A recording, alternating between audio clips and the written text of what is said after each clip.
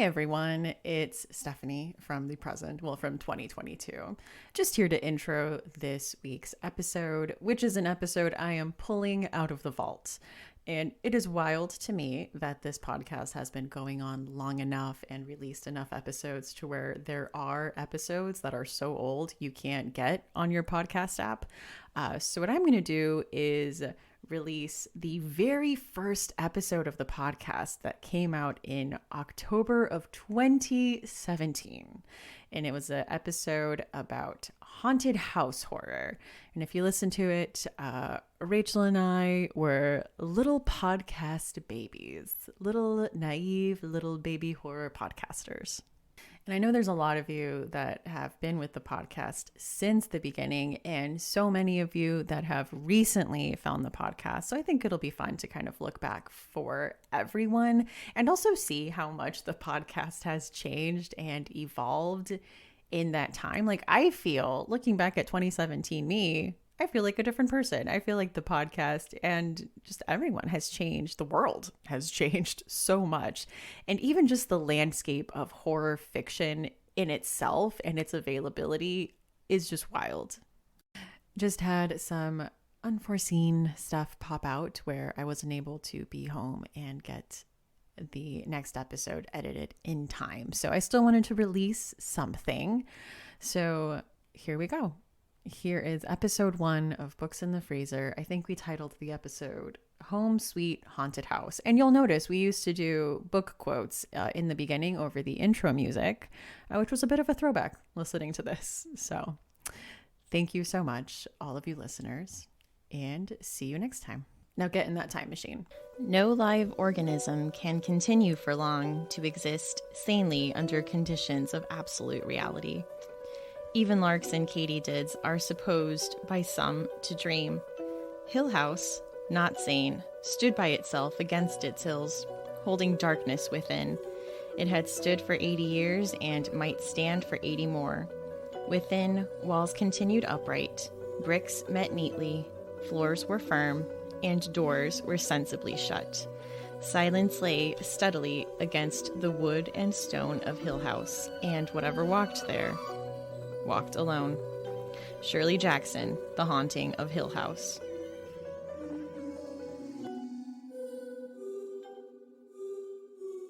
Why do you have a copy of The Shining in your freezer?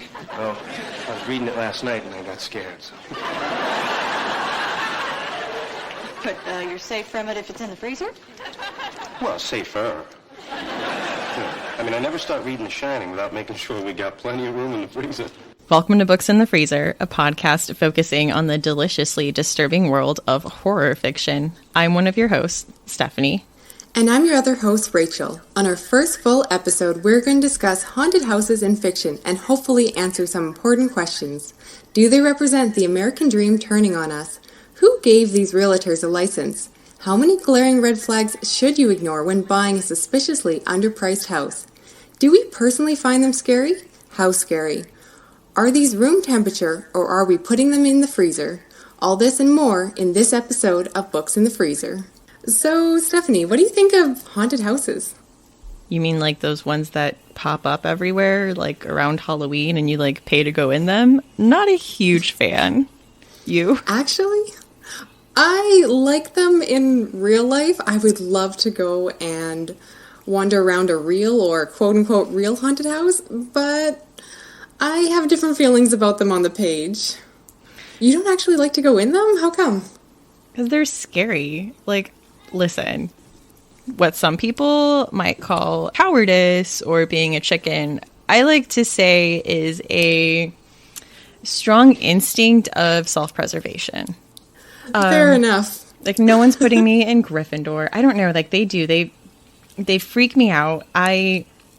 But I do love reading about them. So I think, are we opposite on this? Do we have differing opinions on this right now? Oh, right off the bat, our first episode, and we're not agreeing. It's okay. I think that should be fine. Maybe. We'll see. We'll see if I ever want to talk to you again after this. Do you really, like, if there was, like, where my husband lives, there's an abandoned, like, mental institution. Like, are you saying you would go in there with, like, a flashlight and just, like, check it out? Oh, that's terrifying. Well, I would I would like to go in. I say that, but I am still kind of a chicken. But I think it would be so much fun. But my only thing is, why do you have to go in with a flashlight? Like, why can't we bring a proper giant light installation and like just light it all up? Like, you want to call an electrician and let them know that you're going to go in there? Maybe. Yeah, I'm not thinking this through, but my thing is, why does everyone always go in so ill-prepared? It's always, okay, we got one flashlight with a rickety, cheap battery because we couldn't buy a proper Duracell or something, which is going to fail in 2 minutes. Just adds to the adventure is all. I don't know. I think so. Listen, I'm the one that's like, this is trespassing. If anything happens to us, no one knows where we are. Like, I'm the one that's like, listen, here's all the reasons why, just no, don't do it. Well, I think what I'm hearing is that you're definitely going to be the final girl at the end of the movie, the one that actually survives, and I'm that girl who gets killed in the first 5 minutes and no one remembers. You're like, hey, I heard a weird sound over in this room. Let's split up and check it out. I would absolutely be that person. I just find the idea of it so much fun, but when you actually start talking about it, I'm questioning my own survival instincts and how lacking they are. I'm a little bit concerned, but at least you like the books. So I think, and that maybe that's why you wouldn't go into a haunted house, is that you've actually read and listened to the advice of all these classic haunted house stories and are maybe thinking better of it than just blindly going in with your rickety flashlight. That could be it. So let's talk about these haunted houses.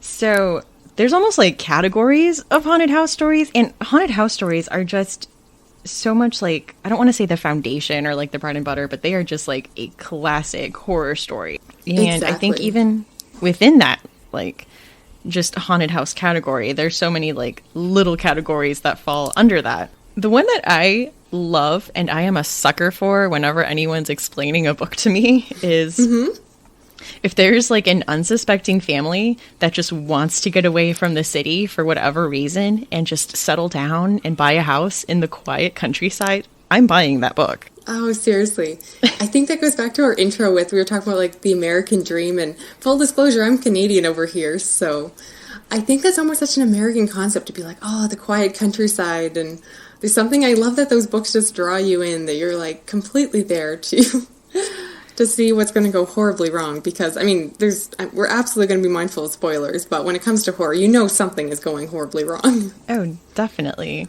So what is it, you like so much about them? Well, even if you look at what I like to read, even outside of the horror genre, even in like literary fiction, is I really like stories about relationships, and especially like familial relationships and family dramas. And this is just such a situation that, you know, you're putting these people in, and it's going to put strain on these relationships. And just looking at the state of the relationships when the people buy this house, it's just really interesting to just watch them unravel. And I love just the change in tone in the beginning to, you know, just the hope, you know, like all the hope and the hopefulness of being like new homeowners and the elation that comes with that. And like, everything's going to be great. And we're going to make this room like a guest room. And, you know, you can put your office in here. And it's just so happy and hopeful.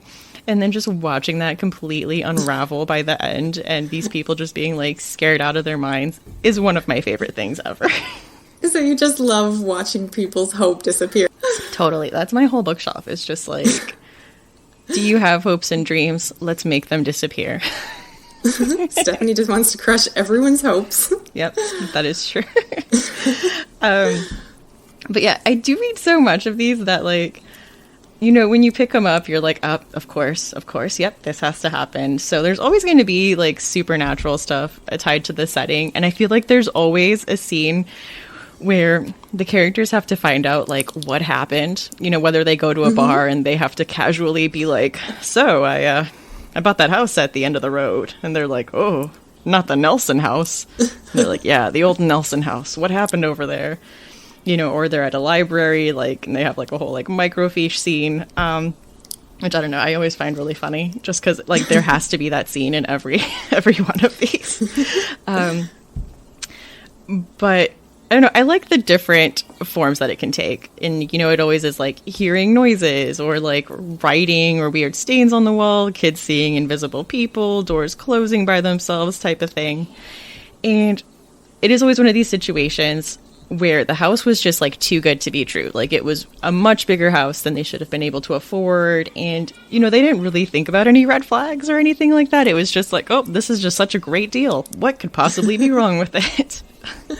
Oh, exactly. Famous last words. Yep. You will not survive a horror movie if you say that. Nothing can go wrong. We are so happy. So the first book I want to talk about that kind of falls into this category is super polarizing. A lot of people just hate this book, and I kind of feel like if you hate it, you have valid reason. It's fine. I'm not judging you for it. I personally like it, but if you don't, totally fine. Oh, what is it? House of Leaves by Mark Z. Danielewski. You haven't read it, you said? No, I haven't. Oh, wait. Okay, you got to tell me. Give me the pitch. Okay.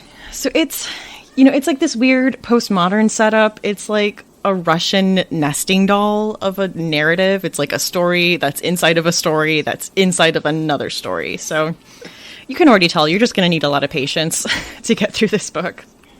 Basically, a tattoo artist finds a manuscript, and it kind of reads like a dissertation of a found footage type documentary called The Navidson Record that follows what happens when a couple moves into a house that is just a little bit bigger on the inside. I don't want to spoil anything. That's really like what I'm going to say about it. And I really liked this book. I don't know. I think we've talked about this. It's like when you read a book too, and this was one of the first horror books I read ever, so I didn't have like a whole lot to compare it to, but I just thought it was like fantastic. And it does that thing for me where there was a big focus on the marriage and the relationships. And Will Navidson was like a photographer, videographer, like he was an artist, and he was kind of making some art piece about his family moving into this house, and he had cameras set up. And there's scenes in the book where his wife is sitting in their room and talking to the camera, kind of like a reality show, like talking head or confessional, and just really just talking about her feelings with her husband and his obsession with this house and how it's tearing them apart. And I just really liked that. I loved that just openness about their relationship. And this book, like, stuff does happen. It escalates, and like, I don't know, there's fatalities. So I would say this, for me, we didn't talk about our rating system, but this is a freezer book. So if this is your first time listening to the show, when we rate books, we are rating them based on the Joey and Friend scale. Like if a book scares us, we're putting it in the freezer. And then there's levels. You know, if it's not like quite freezer level, we'll put it in the refrigerator. And if it's really not scary, it's what we call a room temperature book. This isn't really judging a book's literary merit by any means. This is just like, if you're recommending a horror book to people, I feel like they're always like, but is it scary? Like, am I going to lose sleep over it? So this is a scale for that. Do people ask you that all the time when you talk about horror books? Oh, absolutely. It's the only thing people care about is, what's the scariest book you've read? Is this scary? So I think we should actually do a whole nother episode about, you know, what is the scariest book you've read, or even talking about, you know, does a book need to be scary in order to be good? Because I feel like, especially people who don't read a lot into the genre, it's all they care about is it scary? How scary? Will I need to sleep with the lights on? Yes, absolutely. And the next book I'm just going to mention, for me, was a room temperature book, but I thought had a lot of literary merit. I thought it was written very well. And that was The Grip of It by Jack Jemps, which just came out this year, which really just falls into that category of a couple having problems and buying a house. But it really explored their relationship, and there was a house. I wasn't scared by it at all, but I thought it was a very well-written story. So even though it's a room temperature book, I thought the writing in it was great. You know, it had shifting point of view chapters between the husband and wife, and I thought it was a good book. No, that sounds really good. I haven't heard of that one, actually. The last one I'm going to talk about on this category is like the infamous one. Uh-oh. Yep, can't talk about it without mentioning the Amityville Horror by Jay Anson. Have you read it or watched any of the movies? I have not. I really should, but you can just tell me about it, and then I don't have to. I mean, basically, the Lutz family moves into this too good to be true house in Amityville, New York, and they flee less than a month later after experiencing strange phenomena. Oh, how would you rate that one? This to me was like a refrigerator book, and I don't know if that's fair because of when it was written, but I just feel like it's every cliche in the book. I mean, literally in the book, but just, I mean, with when it was written, did it create some of these cliches? Like, I don't know, but the way it was written, there wasn't any tension. You know, it was marketed as a true story, and there's been a lot of controversy about that. A lot of people saying that, like, it was a lie and that the couple, you know, came together and basically made up the story. Like, there's just a whole thing behind it. And also, I found this really fascinating article that we're going to include in the show notes. But it was an article about how the Amityville Horror really started the whole built on an Indian burial ground trope. I didn't realize that was a thing before that. It's just something, yeah, that everyone's like, oh, you know, you don't build on an Indian burial. I feel like it was everywhere, like in the 70s and 80s. It was in like the Pet Sematary movie and like maybe the second Poltergeist. I'm not sure. In the article, they talk about it. But the article was written by Colin Dickey, who came out with a book last year, a nonfiction book called Ghostland, An American History in Haunted Places, which I read and was fantastic. And so if that interests you at all, I definitely suggest reading this article. Like I said, we will leave the link in the show notes for you. And that last article you mentioned actually leads really well into the second category. Ooh. So I'd call this category the modern take on the classic haunted house story. So all the books you mentioned were really those classic old homes where it seems too good to be true, people moving to the countryside. And when we started to break out the books we wanted to talk about for that section, we quickly realized that all the books that I started putting into it were actually much more modern. And again, maybe it goes back to the fact that in Canada, we don't have those classic American builds in the countryside. If you live in the country, you live in an old creepy farmhouse, so of course it's haunted. It's not something that's ever, I don't know, idealized the same way. Maybe it's something about the American dream that's a little bit different. So instead, all the stories that I've been drawn to and the haunted house stories that I've been reading have all been really modern takes. And those often involve something where, first of all, it's always that too good to be true, so the rent is really cheap or they're able to purchase it for an incredible deal. But how it leads back from that article is the fact that these stories tend to play with the idea of old spirits rejecting the commercialization of suburbia. So often it's homes that, you know, they're brand new builds, but, you know, perhaps they're built on top of graveyards. And so that's kind of, you know, like I said, it works really nicely with that article you pulled up. One of the first books I thought of was 14 by Peter Clines, which is about a young man who rents a seemingly fantastic apartment with an incredibly cheap price for rent. And however, he realizes that there's some strange things going on, some glowing cockroaches, and him and his neighbors start going around and trying to figure out what's going on. What I like is that it definitely has a really good mystery aspect to it. I love mystery stories in general, so you really get to see them investigating, going apartment to apartment, seeing how each apartment in this building that should be standardized are actually all really quite different. I'll admit I did find the writing a little bit weaker in this story, and personally, I didn't find it particularly suspenseful, but that we'll talk about maybe more in a second here. That's kind of what I struggle with haunted house stories in general, is that there's always something wrong with the apartment, but often I find it just more weird than actually creepy, and I just don't get really anxious over, oh, there's a cupboard door that's open, or oh, a creaky step. I just think, well, you know, fix the creaky step, but it doesn't always scare me as much. So for me, that book was probably pretty room temperature. So you're like, you could live in a haunted apartment and be like, ugh, I'm going to have to call someone to get rid of that mold on the wall and to fix that creaky step. End of story. Exactly. Oh, pretty much. I'd be that person who was blindly living there and no idea. That's, yeah. The more we talk about this, the more I'm realizing that, yeah, this, if I actually end up in a haunted apartment, I will not survive a week because I'm so naive, I think. I'd be like, oh, that's strange. It's just glowing cockroaches. Okay, you know, I'll just keep moving on and go from there. So the other book I do want to mention, and honestly I recommend more, is The Graveyard Apartment, which is by Miroko Kiyoki, and it's translated from Japanese, so hopefully I didn't butcher the author's name too much. We'll put the name of the book in the podcast show notes so you can find it there. But this is all about a young married couple who move into a brand new apartment building with their daughter. They're able to afford this gorgeous place because it's built right next to a traditional Japanese graveyard. And as you would expect, weird things start to happen, the neighbors start moving out, and the family is left wondering what to do. And this one plays really nicely into the trope of old spirits fighting against the modern new commercialization of these old sacred grounds.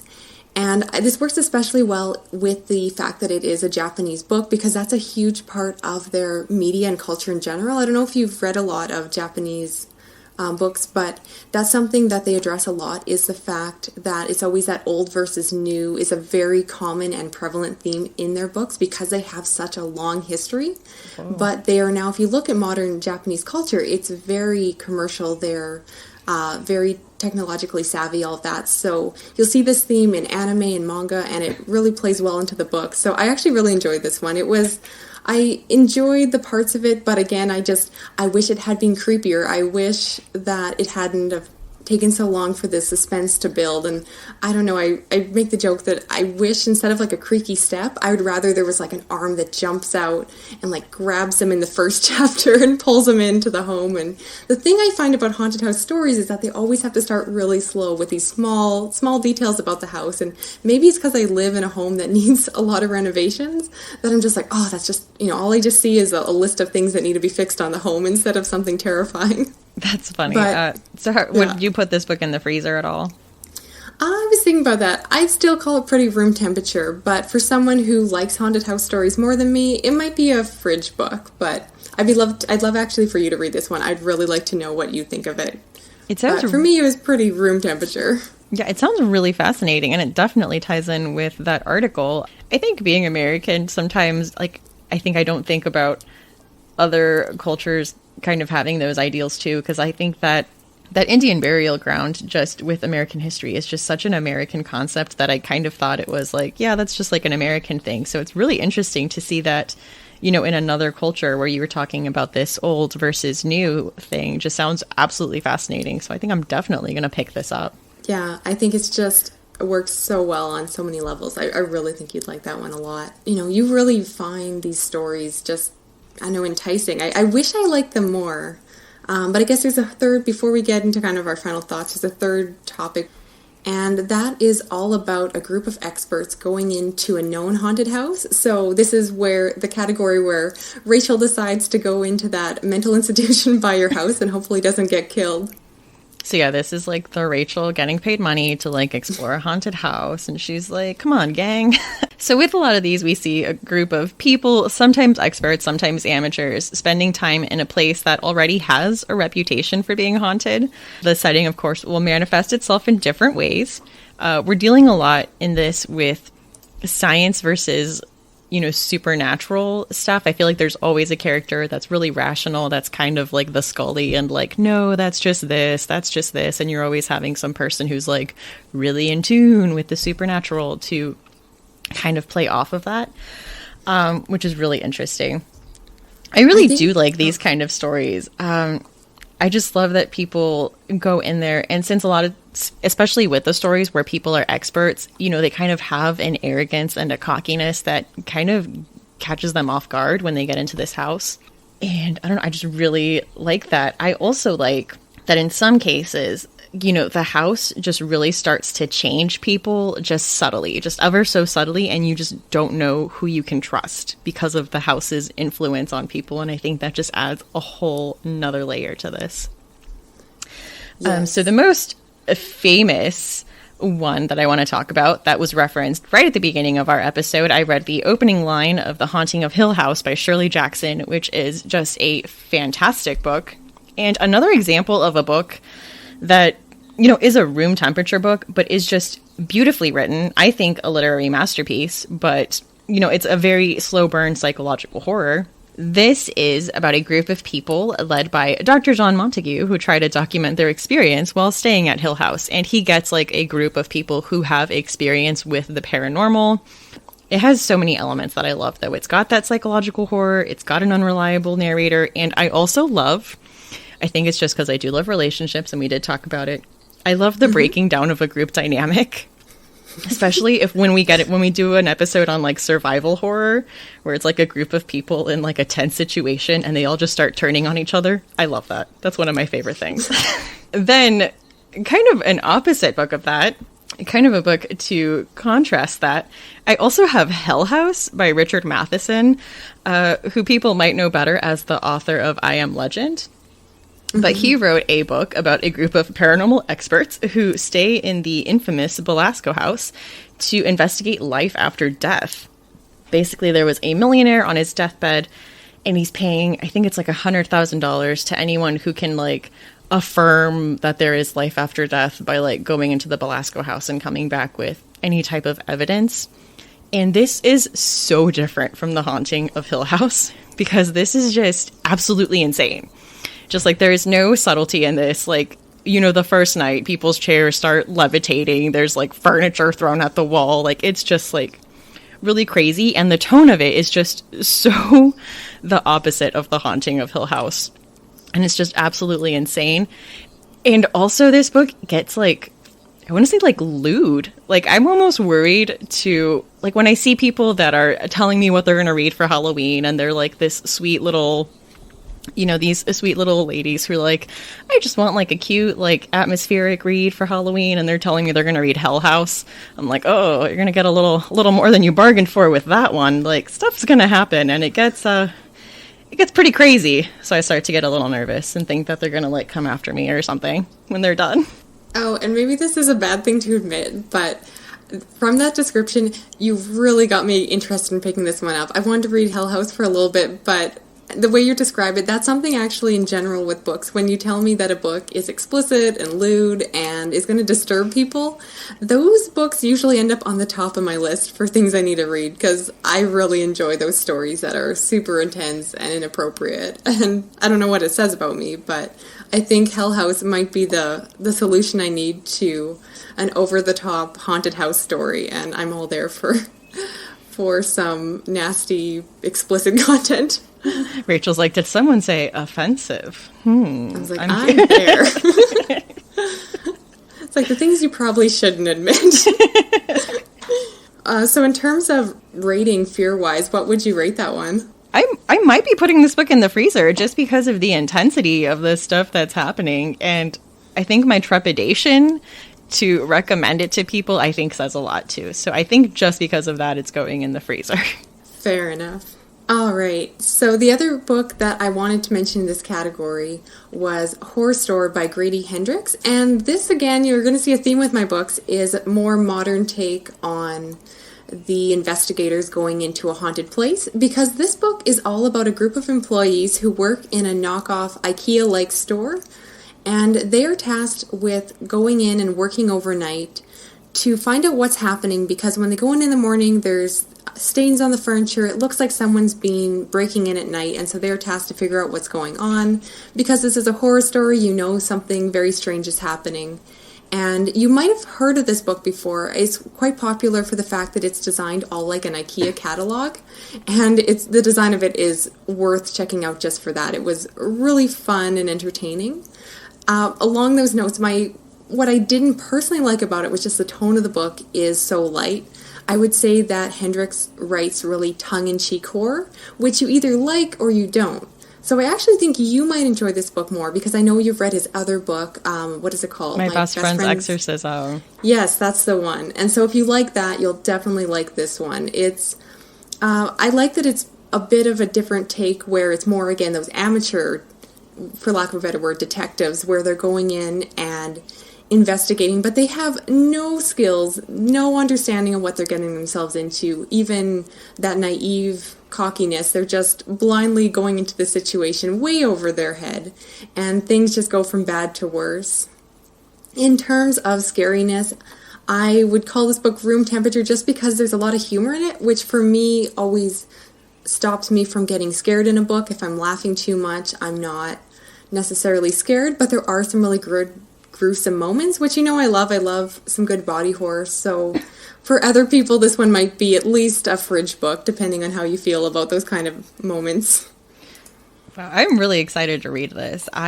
Like you mentioned, I loved My Best Friend's Exorcism, and the design of this book is amazing. I have a copy, and it's just, I absolutely love it. So, yeah, with what you said, I definitely want to check it out. And it's so interesting that it's just in an IKEA, because I feel like that's such a, I don't want to say like a safe space. It's like a very sterile place. Like, you don't think anything like horrible is going to happen in IKEA. It's not like a, well, not IKEA. They're like off-brand, not IKEA.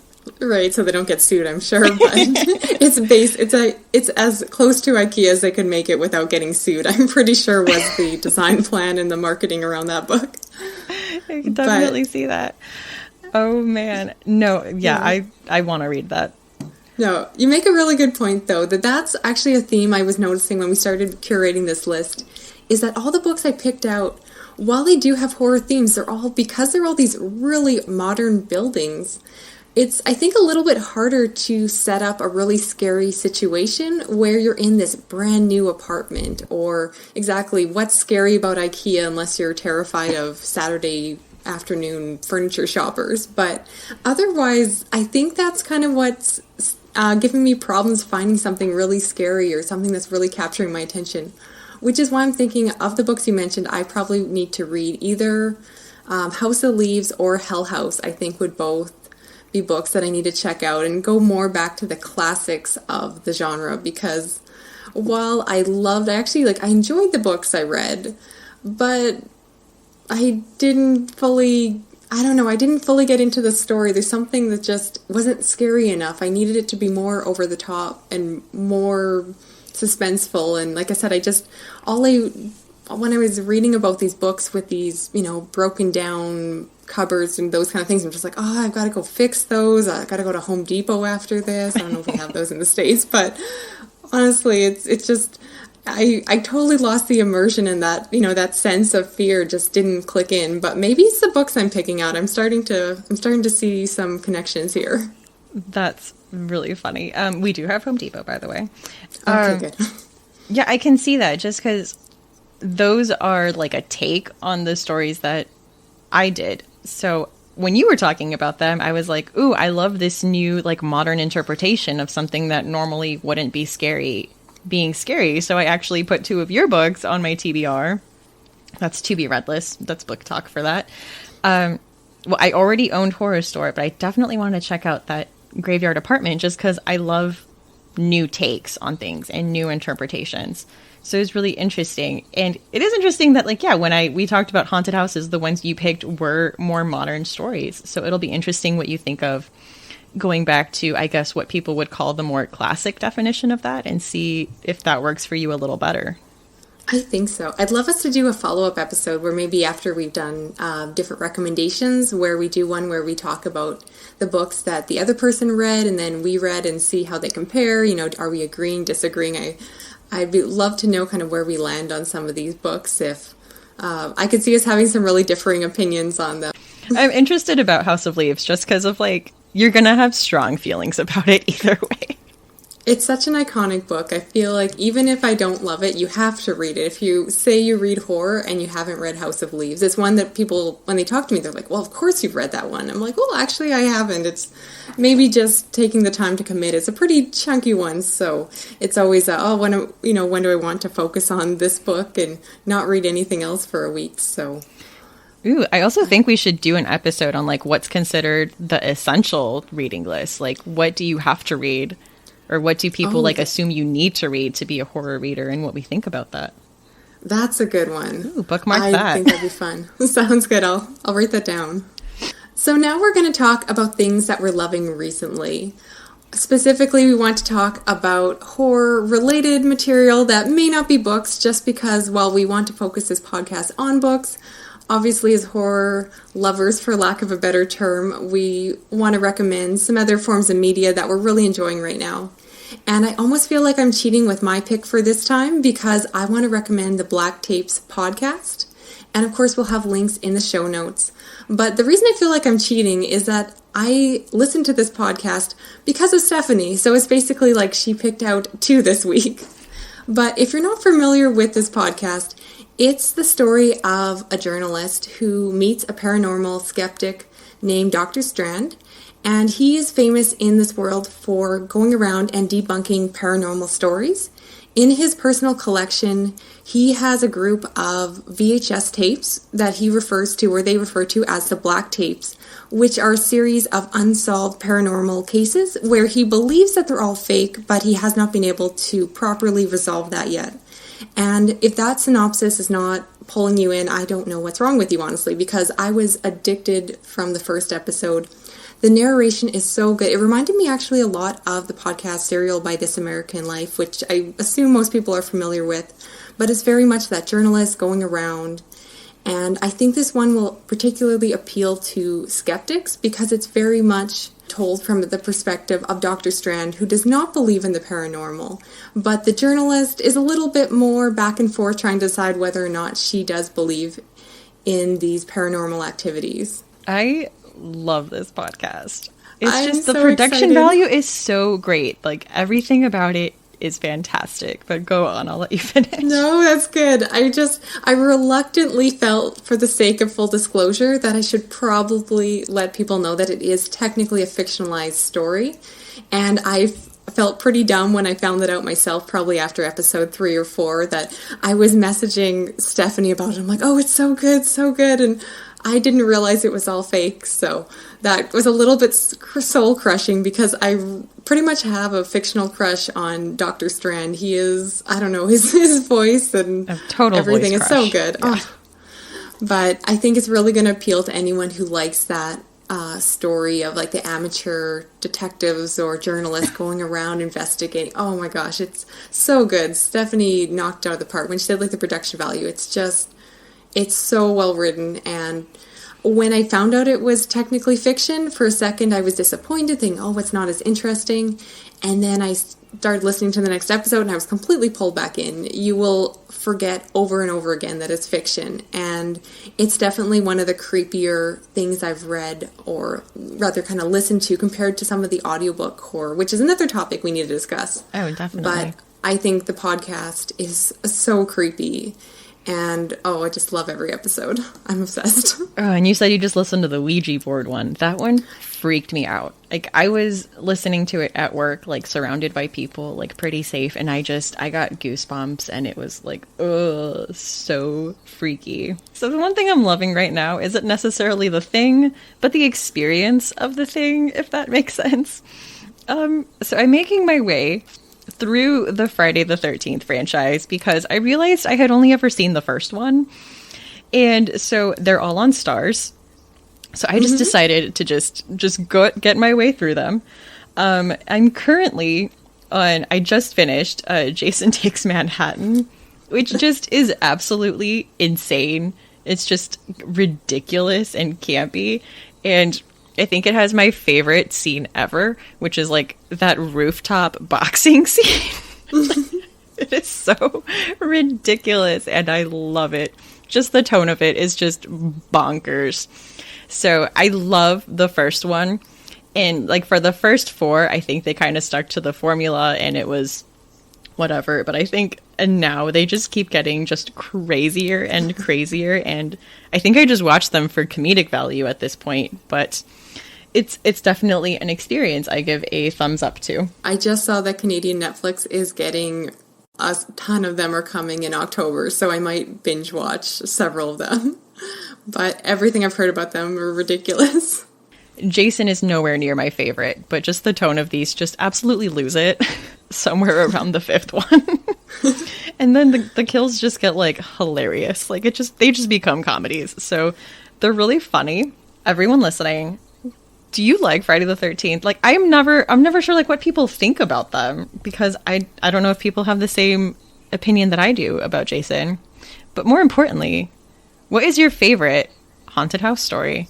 Please tweet at us or comment on our Instagram and let us know. We really want to know. We really want to hear from you. And you can get in touch with us at our Twitter's podcast, where you can find us at Twitter at Books Freezer, on Instagram at Books in the Freezer, or you can feel free to email us at booksinthefreezer@gmail.com. And for myself, Rachel, you can find me on Twitter at shades_orange or on YouTube as well as Instagram at the Shades of Orange, all one word, no spaces. Hey, thank you so much for listening to the podcast. We'll hope you hit that subscribe button and join us for our next episode. Thanks for listening. Hey, it's future Stephanie popping in here again to say hey and thank you for listening. Yeah, I think you could see how much the podcast has evolved. I would like to think that our sound has gotten better. I know I've had some feedback on volume, working on that, but at least you don't hear my 3-year-old screaming in the background as much as you did in the early episodes, because now he's almost 8, but now I do have a 2-year-old. So times have changed, and it was very funny to listen back to this episode where I hadn't read Horror Store by Grady Hendrix, and the only Grady Hendrix book I had read was My Best Friend's Exorcism. It's just very fun. Also, still stand by it. Jason Takes Manhattan is a good movie, and you know what? It ranks very high on my Friday the 13th franchise movie rankings. That and Jason X.